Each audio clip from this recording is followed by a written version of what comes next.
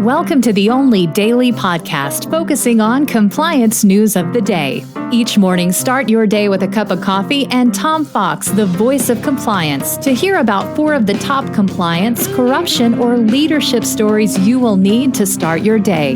The Daily Compliance News is a production of the Compliance Podcast Network.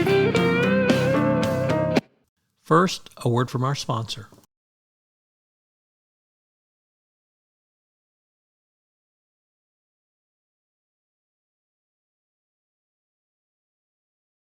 Daily Compliance News for February 23, 2023, the Self-Disclosure Edition.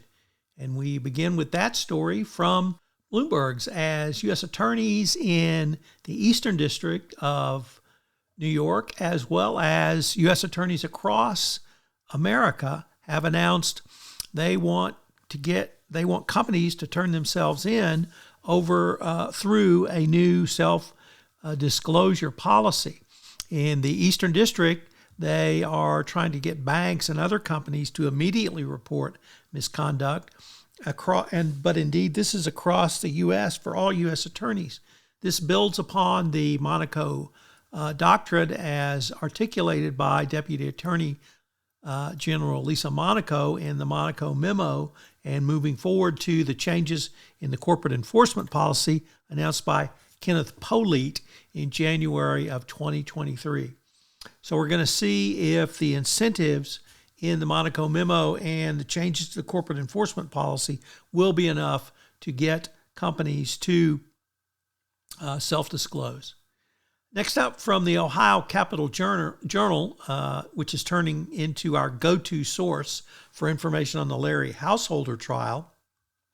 Apparently, some of the money that was paid as bribes to Holder went to pay people to stalk, harass, and even assault workers who tried to get legislation which Householder thought was antithetical to First Energy, the company that was paying the bribes. So this shows just the invidiousness of corruption, that here in America, monies paid to, or allegedly paid to, a Speaker of the House were used to assault people trying to get signatures for a bill to be overturned. Next up, from Reuters, several U.S. state AGs have asked a federal judge to block a Biden administration rule allowing retirement plans to consider ESG factors. Now, this is not the SEC mandating ESG disclosures. This is simply allowing retirement plans to consider ESG factors. It just goes to show the inanity of the GOP position that they don't want businesses to even consider these factors. Welcome to the 1930s, the Republican Party.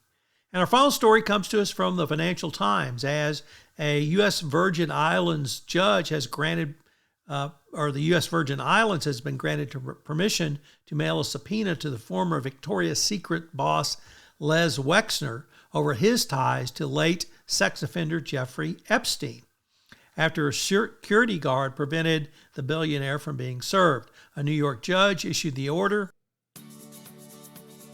The Daily Compliance News is a production of the Compliance Podcast Network and a proud member of C-Suite Radio. Thanks so much for listening. I hope you'll join me again tomorrow.